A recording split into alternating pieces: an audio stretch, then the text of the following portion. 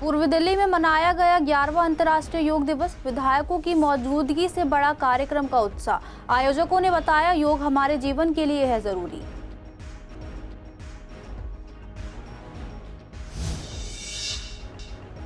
Old Mustafabad की गली में फायरिंग से सनसनी। 3 युवकों ने बहस के बाद हवा में चलाई गोली। पुलिस ने केस दर्ज कर शुरू की जांच।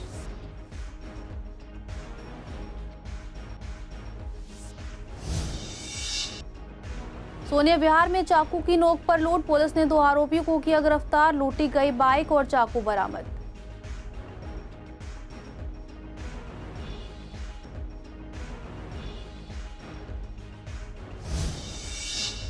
कड़कड़डूबो और विवेक विहार के पेट्रोल पंपों पर लग गए हैं कैमरे। 1 जुलाई से पुरानी गाड़ियों को नहीं मिलेगा पेट्रोल। लोगों ने की इस कदम की सराहना।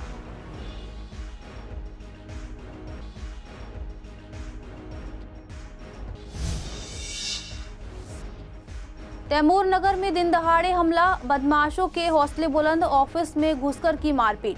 शिकायत कराने के 10 दिन बाद भी आरोपी पुलिस की पकड़ में नहीं।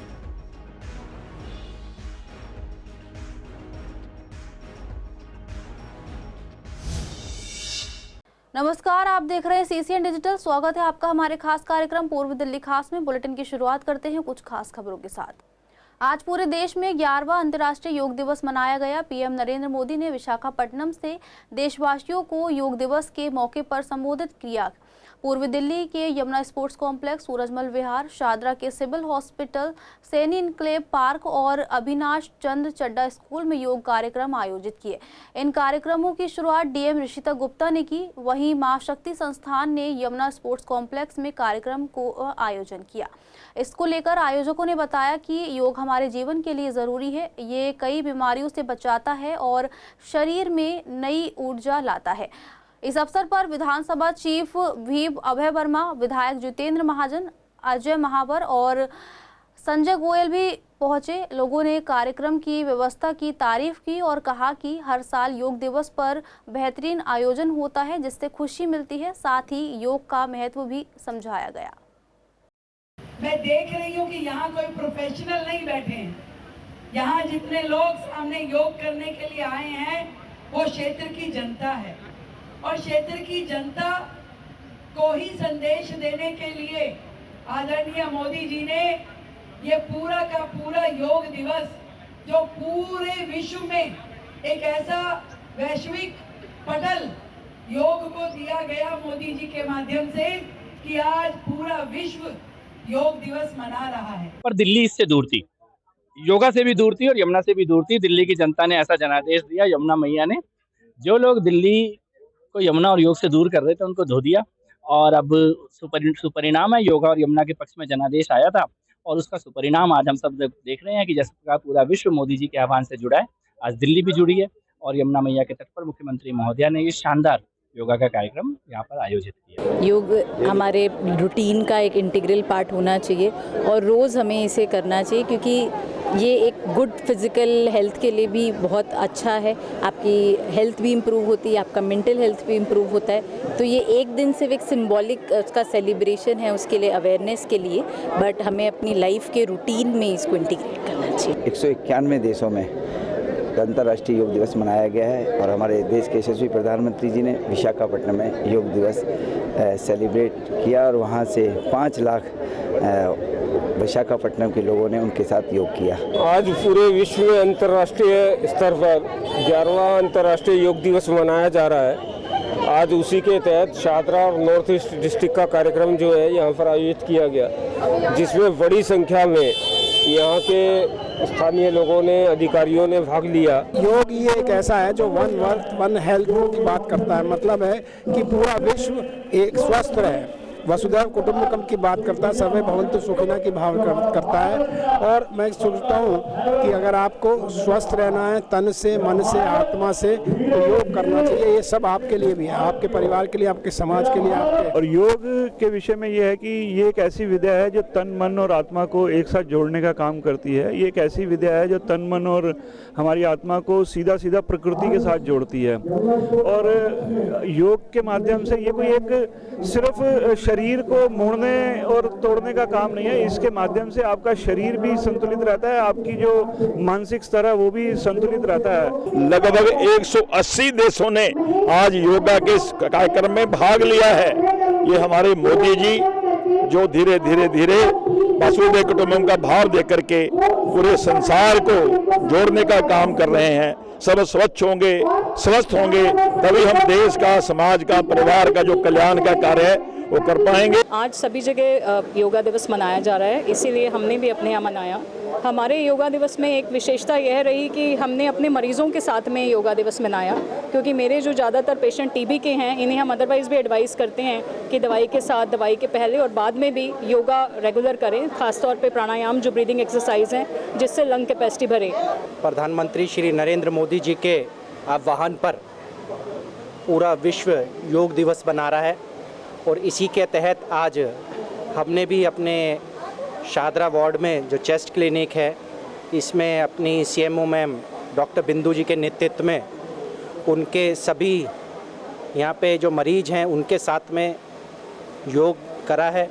देखिए, योग जीवन के लिए इतना महत्वपूर्ण है कि उसके आगे कुछ नहीं है। स्वास्थ्य के लिए योगा बहुत ज़रूरी है। हमारी जो माँ शक्ति अंतर्राष्ट्रीय संस्था है उसका आप उद्देश्य देखेंगे, उसका उद्देश्य ये है, उन्होंने ये प्रूव भी किया है, disability to ability by yoga. आज सबसे बड़ी बात ये हुई पूरे हिंदुस्तान में, मुझे लगता है कुछ ही चंद ऐसे योगा सेंटर्स हुए होंगे जिन्होंने सिर्फ जो योग साधक थे वो सिर्फ दिव्यांग थे। जितने भी 9 दुर्गाएं थीं, देवी जी थीं, बच्चियां थीं छोटी छोटी, जो मेरे लिए तो दुर्गा के बराबर थीं, डीफ एंड डम थे बच्चे, वो सुन नहीं सकते थे, बोल नहीं सकते थे, और उन्होंने आए हुए 1,500 लोगों को उन्होंने योगा कराया। प्रधानमंत्री नरेंद्र मोदी जी ने जो हमारे को संदेश दिया है उसको पूरा किया। इतना अच्छा सपोर्ट मिला लोगों का, बहुत अच्छा लगा। बहुत बढ़िया प्रोग्राम था, बहुत वेल मैनेज था और प्रधानमंत्री जी का भाषण हमें सुनने को मिला प्रोग्राम के साथ साथ, वो बहुत ही बढ़िया लगा हमें। योगा बहुत बढ़िया सेहत के लिए, ज़िंदगी के लिए और अपने भविष्य के लिए। माननीय मोदी जी का बहुत बहुत धन्यवाद कि उन्होंने इसको अंतर्राष्ट्रीय दिवस के रूप में मनवाया। मैं अपना स्वयं का एग्जाम्पल दे रही हूँ कि मैं योगा के द्वारा ही इस उम्र में भी पूर्ण हष्ट पुष्ट हूँ और पूरा काम करती हूँ। दैनिक तौर पर योगा करते हैं? रोज करती हूँ, स्वयं करती हूँ, मैं औरों को भी करा देती हूँ। तो योगा से जो है हम अपने हेल्थ को, अपनी बॉडी को बहुत फिट रख सकते हैं। खास करके इसमें जो बुजुर्ग लोग होते हैं जिनको काफ़ी सारी मेडिकेशन के लिए जाना पड़ता है, उनको बहुत प्रॉब्लम्स आती है, पैसे का भी बहुत बाहर खर्चा होता है, बल्कि अगर वो योग करें ना तो आपको डॉक्टर को जाने की ज़रूरत नहीं, बहुत सारे टेस्ट करने की ज़रूरत नहीं। उत्तर पूर्वी दिल्ली के ओल्ड मुस्तफाबाद की गली नंबर 3 में फायरिंग की घटना हुई, जिसकी सूचना दयालपुर थाना पुलिस को दी गई। पुलिस मौके पर पहुंची तो शिकायतकर्ता, जो एक बिरयानी की दुकान चलाता है, उन्होंने बताया कि 3 लोग बाइक पर आए और पास की कन्फेक्शनरी की दुकान पर गए। किसी मामूली बात को लेकर उनका झगड़ा हुआ और बहस के दौरान एक व्यक्ति ने हवा में गोली चला दी। गनीमत रही कि इस घटना में कोई घायल नहीं हुआ। पुलिस की क्राइम टीम ने मौके का निरीक्षण किया और जरूरी सबूत इकट्ठा किए। इस मामले में एफआईआर दर्ज कर ली गई है और आरोपियों को पकड़ने के लिए पुलिस टीमें काम कर रही हैं। सोनिया विहार थाना पुलिस ने बाइक लूट के एक मामले को सुलझाते हुए 2 लुटेरों को गिरफ्तार किया है। शिकायतकर्ता शिवम नाम के युवक ने पुलिस में शिकायत दर्ज कराई कि वह रैपिडो में बाइक टैक्सी चलाता है और तीसरे पुश्ता सोनिया विहार में एक ग्राहक को लेने पहुंचा था। वहां 2 अज्ञात लोगों ने उसे चाकू दिखाकर डराया और उसकी बाइक लूटकर भाग गए। इस पर पुलिस ने बीएनएस की धाराओं के तहत मामला दर्ज किया और जांच शुरू की। टीम ने सीसीटीवी फुटेज और स्थानीय सूत्रों की मदद से 2 आरोपियों को पहचान कर गिरफ्तार कर लिया। गिरफ्तार लुटेरों की पहचान अरशान और हर्षू के रूप में हुई है, जिनकी उम्र 22 साल है और दोनों सोनिया विहार के निवासी हैं। पूछताछ में उन्होंने अपना जुर्म कबूल किया और उनकी निशानदेही पर लूटी गई बाइक और वारदात में इस्तेमाल चाकू बरामद कर लिया गया। पुलिस मामले में आगे की जाँच कर रही है। आगामी 1 जुलाई से उम्र पूरी कर चुके वाहन को ईंधन नहीं दिया जाएगा, चाहे वह डीजल हो या पेट्रोल वाहन। जैसे ही ऐसी कोई पुरानी गाड़ी पेट्रोल पंप पर पहुंचेगी, उसकी जानकारी तुरंत ट्रांसपोर्ट डिपार्टमेंट को मिल जाएगी और गाड़ी को जब्त कर लिया जाएगा। ये नियम कड़कड़डूमा और विवेक विहार के पेट्रोल पंप पर 2 महीने पहले से ही लागू हो गया है। यहाँ कैमरे और स्पीकर लगाए जा चुके हैं। इसी को लेकर पंप मैनेजर्स से बात की गई तो उन्होंने बताया कि इन कैमरों से गाड़ी की पहचान हो जाएगी और स्पीकर के जरिए ज़रूरी सूचना दी जा सकेगी। साथ ही कहा इसका मकसद ज़्यादा धुआं छोड़ने वाली गाड़ियों को हटाना है ताकि प्रदूषण कम हो और वातावरण साफ सुथरा बने। पेट्रोल पंप पर आए लोगों ने भी इस नियम का समर्थन किया। उन्होंने कहा कि बढ़ते प्रदूषण को देखते हुए ये कदम ज़रूरी है। भले ही शुरुआत में कुछ परेशानी हो, लेकिन आगे चलकर ये योजना फ़ायदेमंद साबित होगी। हाँ, अगर सरकार इस तरह से कदम उठा रही है तो। कोई जानकारी मिली अभी तक आपको इस बारे में? सिर्फ न्यूज़पेपर में ही अपना बस यही है कि भाई इतने जुलाई से जो है प्रतिबंध लगाया जाएगा इस चीज़ के ऊपर। यही अपना पेट्रोल वगैरह के जो 15 साल से या 10 साल से जो गाड़ियों का इसी संदर्भ में पूछ रहे हैं ना आप? हाँ जी, हाँ भाई।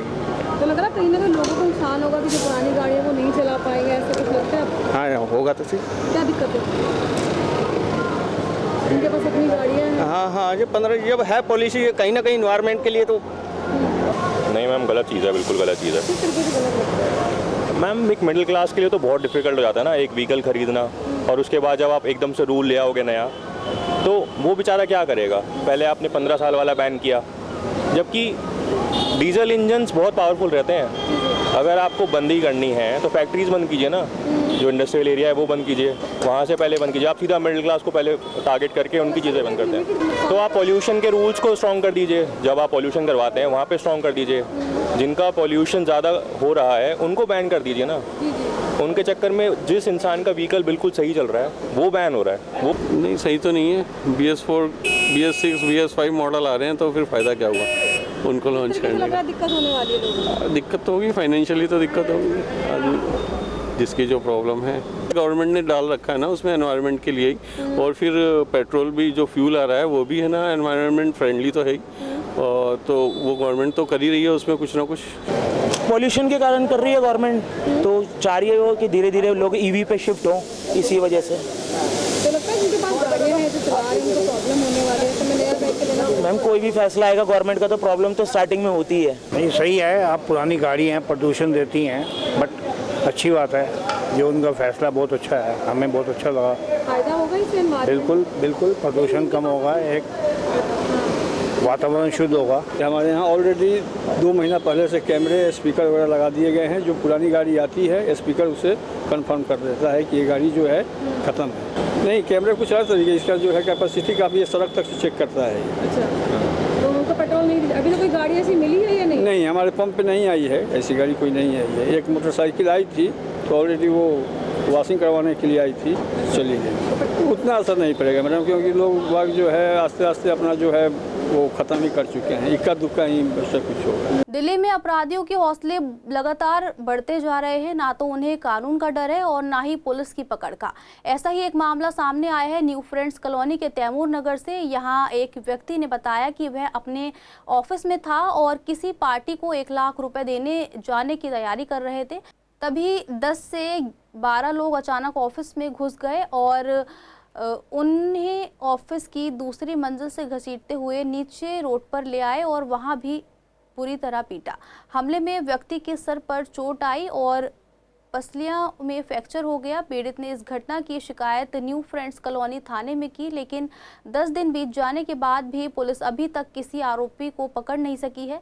पीड़ित का कहना है कि वे एक बिल्डिंग में किराए पर ऑफिस चला रहे हैं जो 3 लोगों के नाम है।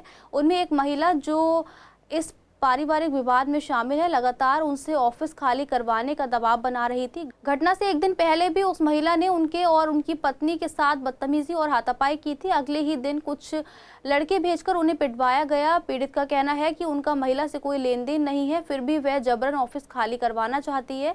अब वे न्याय की उम्मीद में पुलिस के पास है। करीब 2:45 पे मैं अपने ऑफिस में अकेला बैठा हुआ था। उस समय वहाँ पे कोई नहीं था। मैं कैश काउंट कर रहा था। मुझे किसी को 1 लाख रुपए देने थे तो सारा पेमेंट मैं काउंट कर रहा था। अचानक वहाँ पर 10-15 लड़के आ गए ऑफिस में और उन्होंने बस बात कुछ करी नहीं, बस यही कहते रहे नीचे उतर नीचे उतर। और जब मैंने उन्हें मना किया तो उन्होंने मुझ पे धुआंधार लगात घूसे जो उन पे बजाए गए बजाते रहे और मुझे उठा के सर के बल पटका, पहले ऑफिस में ही जिससे मेरे सर में यहाँ पे गुम चोट आई थी। और उसके बाद में वो मुझे टांग के बल खसेड़ते हुए जीने से नीचे तक लेके आए, और वो 10-15 लोग थे, जिनमें से मैं कुछ लोगों को जानता हूँ। और ये झगड़ा जो है वो एक लेडीज़ है, मोनू नाम है उनका, और उनका बेटा है आदित्य। अभी 9 तारीख की रात को उन लोगों ने हमारा रास्ता रोककर हमारे साथ बदतमीजी करी थी, और काफ़ी लोगों के समझाने पर हम लोग अपने घर आ गए थे। रीज़न ये है, उनका आपसी झगड़ा चल रहा है प्रॉपर्टी का। हम उसमें एक सेकंड पार्ट के किराएदार हैं, वहाँ हमारा ऑफिस है, और उनका आपस में प्रॉपर्टी को लेके झगड़ा चल रहा है। और उसके लफड़े में उन्होंने हमें लपेट दिया, और वो हम पे जोर डाल रही है, डरा रही, धमका के कि हम उस मकान को खाली कर दें। इसके लिए हमने उनको बता भी दिया था कि हमारा इससे कोई लेना देना नहीं है। अगर हमारा मकान मालिक हमें बोलेगा कि भाई खाली कर दो तो हम खाली कर देंगे। कितनी चोट आई है आपकी? कहाँ का चोट आई है? मेरे इसमें पसली के अंदर 4 फ्रैक्चर है और रीढ़ की हड्डी में फ्रैक्चर है। पूर्व जिला पुलिस ने ऑपरेशन कवच के तहत हरियाणा से दिल्ली में अवैध शराब तस्करी करने वाले एक अंतर्राज्यीय गिरोह का भंडाफोड़ किया है। AATS ने 4000 क्वार्टर अवैध शराब और एक गाड़ी जब्त की, जिसका इस्तेमाल शराब ढोने के लिए किया जा रहा था। ये कार्रवाई इंस्पेक्टर पवन यादव और उनकी टीम की निगरानी में की गई, जिसमें तकनीकी और मैनुअल निगरानी का सहारा लिया गया। त्रिलोकपुरी इलाके से 2 आरोपियों संदीप उर्फ राहुल और सचिन को पकड़ा गया, जिन पर पहले भी आबकारी अधिनियम के तहत कई मामले दर्ज हैं। ये शराब फॉल्कन केबल हरियाणा में बिक्री के लिए ब्रांड की गई थी, जिसे बिना कर चुकाए दिल्ली में बेचा जा रहा था। पुलिस अब गिरोह के बाकी सदस्यों की तलाश कर रही है। दिल्ली सिख गुरुद्वारा प्रबंधक कमेटी के चुनाव 2024 में होने थे, लेकिन किसी कारण से ये टल गए थे। अब सरकार ने एक नोटिफिकेशन जारी कर बताया है कि ये चुनाव 25 जून को कराए जाएंगे। इस चुनाव में कई उम्मीदवार मैदान में उतर चुके हैं। संवाददाता से बात करते हुए मैनेजमेंट कमेटी के सदस्य सरदार बलबीर सिंह ने बताया कि गुरुद्वारा कमेटी का काम गुरुद्वारा की देखभाल, स्कूल और कॉलेज चलाना और ज़रूरतमंदों की मदद करना होता है। उन्होंने कहा कि पिछले 2 साल में कमेटी ने अच्छा काम किया है, खासकर गुरुद्वारों की सेवा और हेल्थ सुविधाएं देने में। उन्होंने उदाहरण दिया कि बाहर MRI करवाने में 5 से 8 हज़ार रुपये लगते हैं, लेकिन कमेटी ने ऐसी सुविधा केवल 50 रुपये में शुरू की है, जो काबिले तारीफ है। बलबीर सिंह का मानना है कि मौजूदा टीम को एक बार फिर मौका मिलना चाहिए। आपको बता दें कि 2022 में हरमीत सिंह कालका को कमेटी का प्रधान चुना गया था, और इस बार भी उन्होंने चुनाव में अपनी उम्मीदवारी पेश की है। देखिए, गुरुद्वारा कमेटी से एक लेटर आया है, जिसके साथ ऑफिशियल लेटर सरकार का संलग्न है कि 25 तारीख को इंटरनल हमारी कमेटी के चुनाव होने, जिसमें प्रधान, जनरल सेक्रेटरी, जो भी हमारे मेंबर्स हैं वो चुने जाएंगे, एग्जीक्यूटिव बॉडी पूरी चुनी जाएगी। तो वो जो इलेक्शन है 25 तारीख को गवर्नमेंट के हिसाब से तो होना है, और वो महत्वपूर्ण है, क्योंकि वो जो पहले उसको होना था हर 2 साल बाद होता है एक्चुअल में, लेकिन अभी वो 2 साल बाद नहीं, समय बीत चुका है उसका, लेकिन अब गवर्नमेंट ने दिया है, तो इसका मतलब है 25 तारीख को उसको सरकार कराने जा रही है। हाँ, ये जो बॉडी चुनी जाती है, गुरुद्वारे जितने भी दिल्ली में हमारे गुरुद्वारा साहब हैं, स्कूल्स हैं, कॉलेजेस हैं, हॉस्पिटल्स हैं, इनकी देख रेख सब यही लोग करते हैं। और उनके साथ जो हमारे मेंबर्स, यहाँ से 51 मेंबर चुने जाते हैं, 46 मेंबर इलेक्टेड और बाकी जो नॉमिनेट होते हैं, 51 के 51 मेंबर इसमें काम करते हैं, और प्रधान, जनरल सेक्रेटरी जो भी करते हैं उनका सहयोग देते हैं, और उनके सहयोग से ही प्रधान साहब जो कुछ करना चाहते हैं कर सकते हैं। कालका जी ने जब शुरू में जब आए थे तो ये लगा था कि कुछ ऐसा है, प्रतीत हो रहा था कि जैसे स्कूल्स डामाडोल थे और अदर्स जो हमारी संस्थाएँ हैं वो भी डामाडोल थी, और सिखों का उनके प्रति विश्वास भी कम था। लेकिन अभी कुछ जब उन्होंने हॉस्पिटल्स में काम करके दिखाया, आज देखिए आप हमारे यहाँ पर जो MRI है वो 50 रुपये में होती है, 50 रुपये में MRI छोड़ के कहीं एक्सरे भी नहीं होता है। जहाँ तक मेरा अपना सवाल है, मैं हमेशा काम करने वाले के साथ रहा हूँ। मुझे सिख राजनीति में मैंने कभी राजनीति नहीं कही, ये सेवा है, और इस सेवा में जिसने भी सेवा की मैं उसके साथ रहा हूँ। मुझे अभी तक ये लग रहा था कि शायद यहाँ पर सेवा की कुछ कमी है। अभी मुझे महसूस हुआ कि यहाँ जो किया जा रहा है आम पब्लिक के लिए, ना केवल सिखों के लिए, तो मुझे ये फील हुआ कि ये जो कमेटी कर रही है इसको फिर मौका देना चाहिए, ताकि आने वाले समय में ये और सुधार कर सके। अगर कहीं गलतियां आने वाले समय में होंगी तो उसके लिए संगत अपने आप इनको जवाब देगी। पूर्व दिल्ली में सड़क पर ठोस मलबा डालने की वजह से लोगों को काफ़ी परेशानी हो रही थी। लोगों की सुविधा के लिए शादरा साउथ जोन ने कुछ जगहों को मलबा डालने के लिए चिन्हित किया था। गाजीपुर और प्रीत विहार में रोड किनारे ये जगह तय की गई थी ताकि सड़क पर मलबा ना फेंका जाए और ट्रैफिक जाम की समस्या ना हो, लेकिन इसके बावजूद ट्रैक्टर ट्राली वालों ने तय जगहों पर मलबा ना डालकर सड़क पर ही मलबा फैलाना शुरू कर दिया। इससे लोगों की परेशानी और बढ़ गई। इस स्थिति को देखते हुए शादरा साउथ जोन के चेयरमैन रामकिशोर शर्मा ने सख्ती का आदेश दिया है। मलबा जहाँ डाल खा रहे उन्होंने डर के मारे उल्लंघन कर लो। हाँ तो ये रॉन्ग साइड में ही कर दिया था। उनका डर के मारे कर लो, सामने आ रहे थे, कौन आ रहा है सामने? यही हॉर्न दे रहे, पीछे से पकड़ के ला रहे हैं, तो हैं पीछे से चेस करते हुए आ रहे हैं से आ रहे हैं। कौन पैसे तो रॉन्ग साइड जाओगे? तो रॉन्ग साइड क्यों जाएंगे, मैंने कट लेके मैं रोक लेंगे से ही वहाँ से ही। अब लोगों को ये जगह मिल गई कि यहाँ डालने का अच्छा मौका मिल गया। हमने नगर निगम के अधिकारियों से भी, डीसी साहब से भी, और अभी मैं कहने वाला हूँ हमारे डीसीपी ईस्ट, उनसे कहने वाला हूँ कि एक भी ट्रॉली दिल्ली की किसी सड़क पे ना डले। क्यों? क्योंकि अब मलबे की लिमिट क्रॉस हो रही है और अब सड़कों पे आ गया है। जो 4 पॉइंट बनाए थे वो 4 पॉइंट बना तो दिए, लेकिन अब जनता को उससे ज़्यादा ट्रैक्टर राज हो गया और ट्रैक्टर वालों को और सुविधा हो गई और वो अपना मज़े से, अब तो पहले छुप के डालते थे, अब तो ओपन में डाल रहे हैं और वो 9 बजे, 10 बजे, 11 बजे ट्रैक्टर से, ट्रॉलियों से डाल रहे हैं वो मलबा। तो मेरा कहना है कि हम इस पर जल्दी से जल्दी कार्रवाई करेंगे कि ये जगह बनाने से कोई फ़ायदा होने वाला नहीं है, इससे कोई नगर निगम कोई सुविधा दे सके वो नहीं होगा, लेकिन हमें रोकना पड़ेगा। दयानंद विहार में स्थित डीडीए पार्क की हालत इन दिनों काफ़ी खराब हो गई है, जिससे इलाके के लोग परेशान हैं। लोग बताते हैं कि पार्क में सफाई बिल्कुल नहीं होती और यहाँ कोई डस्टबिन भी नहीं रखा गया है। इस कारण लोग जहाँ तहाँ कूड़ा फेंक देते हैं और पार्क में गंदगी फैली रहती है। पार्क में कुछ लोग खाना भी लेकर आते हैं, जिससे चूहे बड़ी संख्या में पार्क में आ गए हैं और जमीन के नीचे बिल बना दिए गए हैं।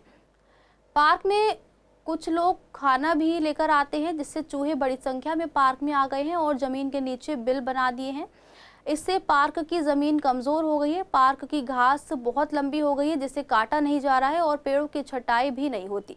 इसके अलावा झूले टूटे हुए हैं और ओपन जिम की कई मशीनें खराब पड़ी है। स्थानीय लोगों का कहना है कि पार्क की साफ सफाई और मरम्मत का काम जल्द शुरू किया जाए। बहुत बेकार जगह, घास कितनी बड़ी बड़ी है, कभी कटवाए, साल में 2-3 बार आएंगे बस। ये पानी भी कभी हफ्ते में 1 बार चलाते हैं, वैसे चलाते ही नहीं है।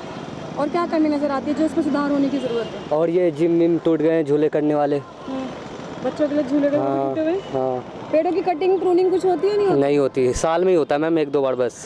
रात में तो डर लगता है। हाँ, रात में पूरा अंधेरा रहता है। पहले लाइट भी जलती, तब लाइट भी नहीं है बिल्कुल, बस एक ये लाइट जलती है खंबे वाली, बस। और कोई लाइट नहीं जलती और कोई लाइट, पूरा अंधेरा अंधेरा रहता है पूरा।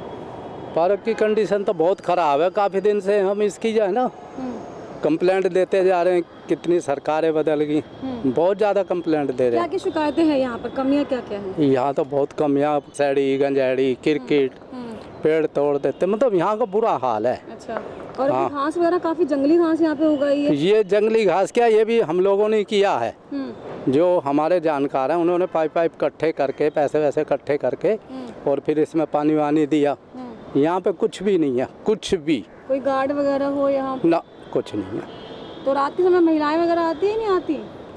अंधेरा रहता है, यहाँ की लाइटें भी तोड़ दी, कटिंग भी नहीं होती, कभी सफाई वाले तो आते रहे, देखो कोई झाड़ू लगी दिख रही है, ये दिक्कत है। और क्या, पत्थर सारा उखाड़ लिया लोगों ने, कोई देखने वाला नहीं है। कोई गार्ड, कोई माली है यहाँ पे? गार्ड आर्ड में कुछ नहीं, माली कभी आता कटिंग कर जाता, कभी नहीं, घास इतनी पड़ी कभी नहीं आता। दयानंद विहार स्थित डीडीए के पार्क की हालत अगर देखी जाए तो बेहद ख़राब नज़र आती है। लोगों का मानना है कि इस पार्क में ना ही कटिंग की जाती है और ना ही यहाँ पे घास की कटिंग होती है, जिसकी वजह से लोगों को काफ़ी परेशानी होती है। यहाँ पर आपको दिखाना चाहूँगी कि जितने भी झूले यहाँ पर लगाए गए थे सभी टूटे हुए हैं, उनकी कंडीशन बेहद ख़राब है। साथ ही साथ जो ओपन जिम लगाया गया था उसकी हालत भी बेहद ख़राब है। अधिकतर मशीनें ऐसी हैं जो कि ख़राब हो चुकी हैं, टूट चुकी हैं और उनमें जो बिछाया गया पैड है वो भी पूरी तरीके से हटा हुआ है। गंदगी यहाँ पर बेतहाशा नज़र आती है। यहाँ पर जो है कोई डस्टबिन नज़र नहीं आया है। साथ ही साथ जो बच्चों के खेलने के लिए एरिया बनाया गया था उसमें सिटिंग एरिया भी काफ़ी जगह से टूटा हुआ है, पत्थर मार्बल टूटे हुए हैं।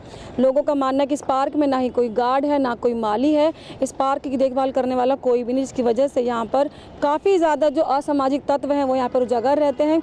शराब नशा यहाँ पर दिन के समय भी किया जाता है, रात के समय तो होता ही है। महिलाएं खासकर यहाँ पे शाम को आने में कतराती है क्योंकि रात के समय यहाँ पर लाइटिंग भी काफ़ी कम होती है। साथ ही साथ जो असामाजिक लोग हैं उनकी वजह से भी लोग यहाँ पे आने से कतराते हैं। यहाँ पर घास काफ़ी बड़ी हो चुकी है जिसकी आप देख सकते हैं कटिंग नहीं की गई है, और ऐसे मौसम में अधिकतर कई जो कीड़े हैं मकोड़े या फिर बड़े जानवर वो भी निकल आते हैं, जिससे लोगों को कहीं ना कहीं हमला हो सकता है, कोई बीमारी हो सकती है। उनको कटिंग वगैरह होनी चाहिए, साथ ही साथ पेड़ों की छटाई होनी चाहिए जो कि यहाँ पर नज़र नहीं आती है। लोग ये मानते हैं कि पार्कों में अगर आएँ तो उसका जो असर स्वास्थ्य पे पॉजिटिव पड़े ना कि नेगेटिव, क्योंकि पार्क में आने के बाद यहाँ पे जो है समस्याएं कम होने की बजाय और अधिक बढ़ रही हैं। कैमरा पर्सन नवीन कुमार के साथ सौम्या शर्मा, CCN। फिलहाल के लिए पूर्वी दिल्ली खास में इतना ही। देखते रहिए CCN डिजिटल।